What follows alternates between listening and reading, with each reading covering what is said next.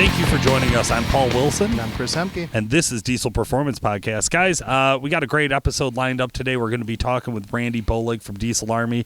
Before we do, I want to give a quick shout out to our sponsors. We have NRGA Performance, WC Fab, XDP, and Calibrated Power, home of DuramaxTuner.com. They make the show possible. You can support us by supporting them. So please visit their websites, check out their products, and let them know that Diesel Performance Podcast sent you. Smooth. Yeah, you like that one? That was good. For today, we are excited, like I said, to talk with Randy Bolig. Randy, how the hell are you? I'm doing well, guys. How are you? Oh, we're doing good. We're glad that you could take out some time and get on the phone with us, so we appreciate it. Oh, not a problem at all. This is fun. Absolutely. Randy, we like to get everybody started by just asking, how did you get your start in diesel performance? Wow. Well, my first stint in any kind of a diesel was actually a cab over Marmon in 1985, I think it was. Good Lord, I was 16 years old. My dad was driving tractor trailer, and he threw me behind the wheel and said, "This is how you do it." It was great. But a Marmon cab over, and depending on where you lived, it either had a Detroit engine or a Detroit engine, depending on what part of the country you lived in. But it just went downhill from there. Now, how did you shift from, that into some of like the diesel pickup and the performance and what you're into now? Well, I've always been, I can't leave anything alone. As soon as I buy something, be it stock or even slightly modified, I've got to do more stuff to it. That's why I can never have anything that's, like a high dollar collectible type vehicle, because I can't leave them alone. Okay. It's in my nature to change things and upgrade things and just make them better. So it wasn't very far leap for me to get into that kind of stuff. I like that. So often, Chris, we talk to guys who started off with, driving a semi or, some sort of day cab, yep, and then end up getting into the pickup truck stuff just because it's fun, right? Second nature at that point, right? Absolutely. Exactly, yes. Now, Randy, as editor-in-chief over at Diesel Army, I was wondering, can you give us a little highlight of what is Diesel Army and give us a little bit of the history?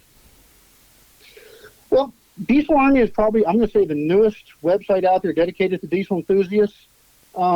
We've had a content change here over the last year where we used to focus heavily on drag racing only, but now we're kind of leaning a little bit into the utilitarian style vehicles. Guys use these trucks, they're workhorses. They tow with them, they haul with them, they daily drive with them, but they want to upgrade them and they want to make them look good and they want to make them perform as best as they can. So that's kind of where we come in, where we find out what readers like are interested in, and we find out ways that they can improve their trucks and show them how to do it and what products are available to make that happen. Well, it's nice because I think, there's a lot of companies out there that, they might not necessarily have the appropriate channels to provide some of this information. And we have seen, there are some publications out there that they might be specific to like one avenue of the industry. So having, kind of like a resource such as Diesel Army to be able to say, hey, we could be that one-stop shop. You're into drag racing and you're into the performance side of things. So are we. But we also know that you're going to have a truck that you're going to have to pull that truck with. And here are some write-ups as far as what to expect, what you can see if you wanted to improve this truck in this certain way. So, it's nice to have that insight or, that experience kind of formatted in a way for guys to do further research. Oh, definitely. And I'm one of those guys, I don't take my truck to a shop to have things done to it. I have a driveway and a floor jack. Okay. So I do everything myself here. I'm actually getting ready to do a valve body in my Ram truck, my 2019 Ram. It's got a 68 RFE in it, so as you guys know, the valve bodies are trash in these things. Right. So I'm going to drop the pan in my driveway, change everything out, and show everybody how to do it in their driveway if they want to. No. And even if they don't want to do it in their driveway, if they don't feel they're capable of doing that, if they take it to a shop, at least they know what the shop has to do for them. And I just think that's a great idea to have them know that. That's a big thing. Randy, you and I have had multiple conversations, prior to this regarding the truck and other things. And so many times I'll get customers on the phone, what kind of upgrades, what kind of recommendations, yada, yada, yada. And you talk about the valve body.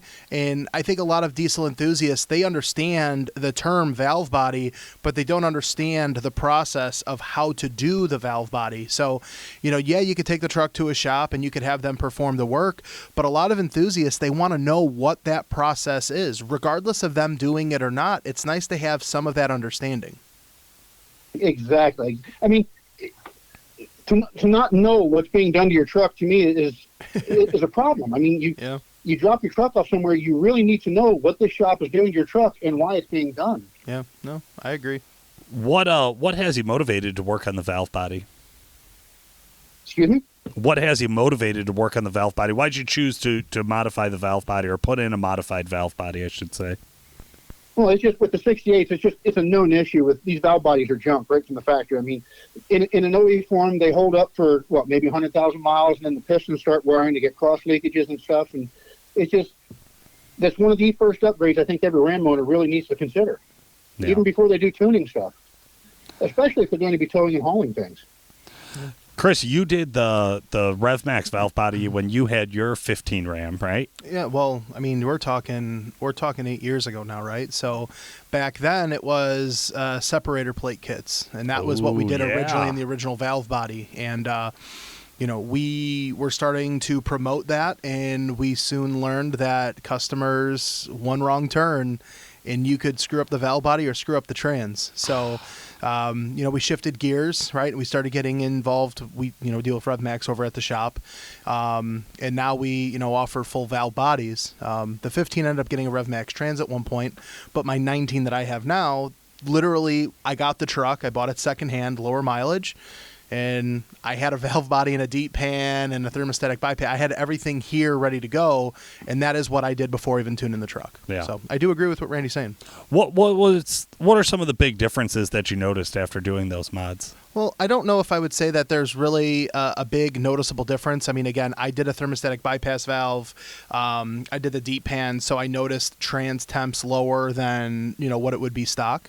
But the valve body is really there as an insurance policy, okay? And what kits are on the market, like I said, kind of like what specifically what Rev Max is doing, they have the billet bottom part of the valve body, so it's going to be less flex that can occur, so it's going to be more resilient to heat. It's not going to be as likely to warp, and I think it's across the board with a lot of these valve bodies that are on the market. That is exactly one of the main focuses, that you're not going to have pressurized fluid transferring in between the different channels, where you could have inappropriate or inadequate line pressure that you'll end up codes for. Now, when you do the valve body and then you tune the truck, this is where a lot of those benefits really come into play. A factory valve body, you can't really go over about 175 psi line pressure. So if you have a tuner doing a tune and they're going to create more than that 175 line pressure, maybe they're going to ask for 190, 200, or like what we run in our built trans tunes around 225. The factory valve body will actually relieve pressure, and it'll actually drop line pressure. That could be catastrophic to the trans. Right. So the valve body there is more of an insurance policy. It gives you something to build on. So you do the valve body and you do a tune, you get a little bit more refinement. I like the 68 trans. There's a lot of guys that are listening that have these trucks that think 68s are the worst transmission out there. It's like the predecessor of the 47 and the 48s, which also don't have the best name in stock form. But I always tell guys, throw a valve body on there, put a good tune in there. These transmissions are pretty solid. Absolutely. All right. I do remember starting out when we very first started driving these 6.7s, and I got into it stock with just an engine tune on it. And questionable at best. Yeah, the short shifting, the slush box kind of feeling that it had was, I think, something that puts a bad taste in a lot of guys' mouths. So if you've already been out there and you've already done an engine tune and you're like, oh, I hate the 68, I'm like, I understand where you're coming from. So there's room for some improvement there. Now, Randy, how long have you had your 19 so far? I bought it new in 20. It had 15,000 miles on it when I bought it. Okay. So, I mean, you've had some seat time, right? You know what the 68 drives like currently. You have, I would assume you have your own critiques and things that you want to improve on, would you say? Oh, definitely. And like you guys have mentioned, the shift, the way things shift in the field of the short shifting, it feels sluggish. It feels like you're losing power that you need. Now, let me ask you this. As you do this valve body install, this is going to be a Diesel Army write-up, of course. Do you feel that it gives you more of a foundation to be able to write an article knowing that you have that prior experience on what the truck drove like before, that maybe you have a stronger position to articulate the appropriate information regarding the situation? Oh, definitely. When guys do upgrades to their trucks, they want to know if it made an improvement. Yeah. Now, if somebody's reading about an upgrade I made, they want to know, did it make it better? How did it make it better? And what was it like beforehand? So I think it definitely adds to the story a lot. That's something that, we hear, we're very culture rich, right? That's something that we always talk about here at the shop. And, any of the guys, whether it's in sales or support, like we all have trucks of some capacity. And it's something that if that person hasn't directly experienced something, someone here on the staff has, so we're able to articulate that and really have a good foundation. So I've always believed in experience is everything. That's the best way to understand what that improvement's really going to be capable of. Speaking of experience with you is just for the priceless. Yeah. Well, speaking of experience, I guess I'm kind of wondering, what other articles have you found to be really popular on dieselarmy.com? Towing articles. I'm really surprised. I did a story with B&W Hitches here several months ago now about a new continuum hitch that they came out with for weight distribution, and the story actually went viral. I don't know the numbers off my head, but we're in the almost triple digits now with that story, and that one really surprised me. That one did a lot. Yes. That's funny too, because Paul, when we first started here, it was always, okay, how do you make the truck fast? And like we kind of pinpointed what our demographic was. And over the years, we are mind blown that that's a small piece of the puzzle. Anybody that's into performance diesels are going to end up towing their truck. So the towing is the bigger picture, right? It's so funny, too, that you say that, because I couldn't think of anything more boring to talk about than a hitch. Really? Yeah, Chris. Like we deal with high-end performance trucks. We deal with triple turbos. We deal with 3,000 horsepower. Yeah. We deal with the fastest trucks in the country.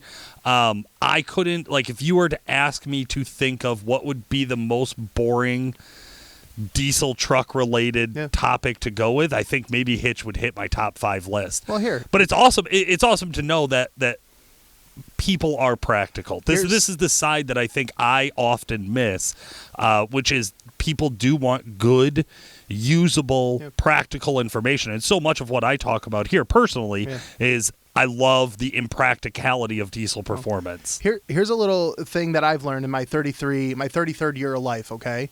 I had the Black Ram, the 15, right? It was set up. It towed a 7,000-pound boat pretty regularly in the summer. You know this. When I got the 19, I ended up buying a B&W hitch, okay? But I bought their adjustable 5-inch drop, right? Okay? So we talk about what you just said, the most boring thing. Who wants to talk about a hitch? Did you know that I've had to hook up my boat 3 times to move it, and it took me 3 times to position what is going to be the best angle for the drop hitch to distribute the weight? So, we talk about this, and our 10-year younger selves could care less about it. Right. But once you start hooking up to a trailer and you start experiencing that, especially with a new rig, it is kind of a big topic, because it is exciting to know you're going to go on a long trip. You're going to go over a bump. The front of the trailer starts bobbing around because it might, the trailer might be up too high or too low. Yeah. Well, now the kids and the wife are like, what the hell's going on? Why are we moving with the trailer in the back? Well, the pitch of the trailer has a lot to do with that. So, right. I can relate to that. And I can see that being an exciting article now at 33 years old. 23-year-old myself, probably not too interesting. Right. I guess I'm perpetually a child, I guess. You are. Yeah. Yeah, okay. You know what? I am too. Right. It happens. All right, but and that's one of the things I've learned at Diesel Army is our demographic is I'm actually our demographic audience. I'm a middle-aged male truck owner that uses a utility. Like I mentioned earlier, I do hot shot stuff on the weekends. So to me, I want to make my truck tow the best it can, and I don't want to know my trailer's back there if I can help it. So anything I can do to make that better is where I'm at. Yeah. I like that. Well, what was so unique about that B&W hitch? What do you think really stood out to people about it? Well, a traditional weight distribution hitch has, a spring bar, a metal spring bar that goes on both sides to help you distribute the weight. This actually has a hydraulic cylinder with a Kevlar carbon fiber springs that you jack up the the cylinder, and it actually adds pressure to the spring, which loads the weight distribution to it. It's an entirely new setup. It's really strange, Interesting. but it works wonderful. Very interesting. That sounds like the most technical hitch I could imagine. I mean, it sounds like heaven. Yeah. Okay. So how long have you been writing articles with Diesel Army? For Diesel Army, I've only been here since June of last year. I'm basically the new guy on this website, but I've been working on print magazines and truck articles since 2001. Okay. So did you have was it prior diesel magazines, or were they like gas magazines? What's that background like? A lot of it was car magazines to start with. Okay. When I started writing, there wasn't a lot of diesel magazines out there that were, the publishing to do anything. Interesting. That is fun. Yeah, I guess I forget that, like, the car guys, right? Because it's, again, one of those things that's so easy for us to overlook is, like, the guy who has an old classic car and he has to tow it to the show or tow it to the track. So being able to have some content around that makes a lot of sense. Now, with this, I see you guys rapidly putting out content. I see new content on Diesel Army on a pretty regular basis. Where do you get your stories? So how do you get how do you decide what's going to make an article that's going to go all the way to publication? Well, my thing is it's diesel related specifically, and I don't want to say I'm the end all be all of what Diesel Army needs to be. I want everybody to find something that they want on Diesel Army. So even if it's something that might not interest me, I'm going to put it up there because somebody else might be interested in it. We did a story here, I think it was Monday it went up, about a 12-valve swap Lamborghini. To me, I couldn't own a Lamborghini. The look of the car is just not for me, but I'm sure there's guys out there, and I've actually gotten a few emails. Guys thought that was just the coolest thing in the world because it was something different. Yeah. So if it's diesel related, I'm going to find out a way to put it up. There you go. No, that Lamborghini Cummins swap was something that's been all over news feeds and shares and this and that over the last couple of weeks, to say the least. I may have recently spent an inappropriate amount of time reading and watching and digging into that because I do think it's maybe one of the coolest swaps ever in diesel. What's really cool, though, is you got to waste a ton of time on company time, and it was business related. On company time. It's I business wasn't on related. company It's time. industry related. It's okay. It's not like you were searching Marketplace for a Cummins-powered Lamborghini. Right, right. It's not like you were doing that. That'd be crazy. It's amazing the fun we can have with our jobs, isn't it? It is. It is. We talk about it all the time here, and it's, I could be sitting at my desk.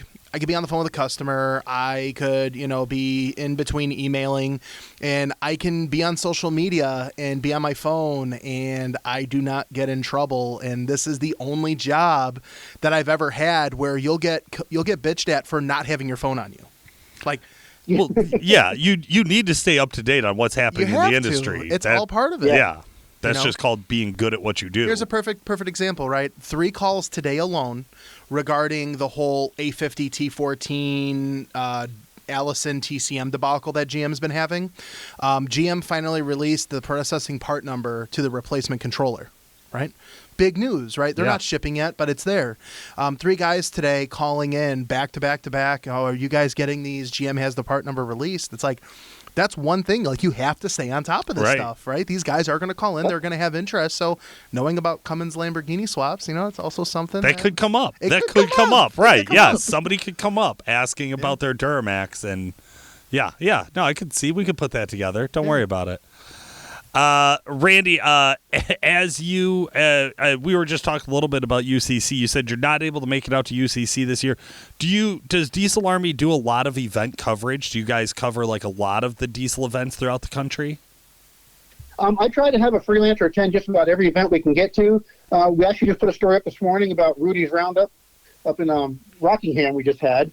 We got UCC coming up and the ODSS series. We're going to try and cover the whole series. Oh, wow. Oh, wow. How many ODSS events are there this year? 5. Wow. Yeah, ODSS is one that's rapidly growing. Has anybody noticed that all of a sudden there's a lot of buzz back from NHRDA? Well, the owner of NHRDA, retired. I can't think of his name off the top of my head. Randy Cole. Randy Cole. So Randy Cole ended up selling off his mechanical business, closing up shop, and he's like, hey, I'm going back in NHRDA. We're going to hit, guns a-blazing. Yeah. So that was at the end of last year that I got the call from him or an email from him saying, hey, this is what we're doing. This is what we want to start promoting. Yeah. So now you have this whole like East Coast, West Coast vibe again, right? Because NHRDA is very much a West Coast base. Absolutely. Yeah. So how does that fare for you? Is Diesel Army going to cover NHRDA? If I can get somebody to cover it for me, definitely, because I'm on the East Coast. I live in Florida, so for me to get out there is really tough a lot of times. So if I can get somebody out there to send me images and stuff, you betcha I'll cover it. Right. That's awesome. Yeah, I think this is going to be one of those, like, it feels like the kind of rebirth of pushing the limits of diesel performance. A few years back, 5, 6, 8 years ago, it was hard pressed to have a race like an NHRDA race or an ODSS race that wasn't breaking records. Yeah. There was somebody in one of the brackets in one of the classes that was going to go out and break a record at damn near every race. But that's still happening to this day. That's I've always wondered, where does that taper off? Right? Like at some point. 5 years ago, we said it was 5 years ago. Yeah. I thought we were at the peak then, and now we're sub 4s, right? Yeah. So I think it's getting crazier. How closely do you follow the racing circuits? Who do you think is like a top 3? Could you give us like a top 3 drag racers for the 2023 season? Oh man, tell you the truth, I haven't really looked that up. I haven't really paid much attention to get into it this year yet. I haven't had time. See, at Diesel Army, everybody thinks the website's a whole staff of people, but unfortunately, or fortunately, however your perspective is, it's just me. So for me to try and keep up with everything and follow the nitty gritty of all events, it's really tough. Yeah. No, I'm not myself. I don't follow a ton of that. I read and look up, and I thought it was really interesting. The Rudy's, season opener or whatever. One of our really close friends, Enrique Gonzalez, had won, his division, which, it's a little Colorado with a big bad Duramax twin turbo in it, and one of my all-time favorite trucks. Truck's been down for years, and not been able to live up to its full potential, and it was nice to see him, first time out, win his class. So, I think there's going to be some shakeups this year. There's some new guys. There's some OGs. There's some new trucks. There's some old trucks. There's pro mods. I mean, there's some crazy, crazy stuff going on this year. It really is, yeah. Trucks are getting faster. They're getting lighter. They're also traction is improving, right? So people are able to hook up and really kind of figuring that out and dialing that in. Then you have engine technology, engine management. It's everything is evolving, and it's crazy to think how state-of-the-art I thought this industry was 10, 12 years ago to where it is now. It's just mind-boggling. Yeah. I mean, you were impressed when VGTs came to market, right? So yeah, me too. I was. I remember seeing 700 horsepower on a VGT, and I was like, on the dyno, I was like, oh, that's real. I was at Rudy's when they were still doing it at Piedmont, which I don't think they're doing the Rudy's events at Piedmont anymore. They're still doing it at Piedmont. And somebody walked me over to a booth to show me the Ford dual scroll turbo. And you didn't know what the hell you were even looking at. I mean, it was so cool. It is still such a cool idea. The technology is so cool. Yeah, it could be revolutionary if it wasn't Ford making it. I mean, that specific technology is one of those things, like myself included, the first time I saw that, you have to take a step back and you have to understand how it works. Like, you have to really take a step back because it's unconventional against any of your normal turbocharger beliefs and understandings. Right. So, yeah. All right. Randy, this is going to be an exciting year. I know Diesel Army has a lot of, like I said, great articles that are coming out. It's something that I know Chris and I watch on a regular basis. What other cool projects are you going to be working on this year? What do you have slated to be able to tackle? Well, there's a couple fellows here in town with different trucks. We're going to be doing some suspension stuff on some Super Duties. I'm still trying to work out some deals with some Duramax stuff so I can cover those guys and get them the information they want. And then we've got a couple Rams lined up, but I don't really want to give out too much information to let people check out the website, but a lot of suspension, some engine stuff, and suspension. I mean, there's all sorts of good stuff coming. Well, you'll have to keep me posted on when you do the valve body install and when that publication goes live, because I think that's something that, as I am talking to customers here in-house, I can use that publication as a reference point of, this is what you're going to see to improve on. So, like I said, keep me posted on that. I'd like to have access to it. Oh, most definitely. Obviously, listeners, if you want to check out Diesel Army, it's real easy. Just type in dieselarmy.com. Go over and check out the website. Where else can people follow along to see what you got going on there, Randy? Well, we've got our Facebook page and our Instagram page, and that pretty much fills everything in we have. My life revolves around Diesel Army right now, so that's where you can find most of what's happening. There you go. Well, that's awesome. Well, thank you so much for carving out some time out of your busy day to talk with our listeners. Guys, Chris and I, we read Diesel Army, so definitely go on over, check it out, subscribe, like, whatever you need to do. Get involved. It's a well worthwhile publication. All right, guys, I do appreciate it. Thanks for having me on the show. Yeah, Not a problem. Listeners, this has been Paul Wilson. And Chris Emke. Thanks for listening.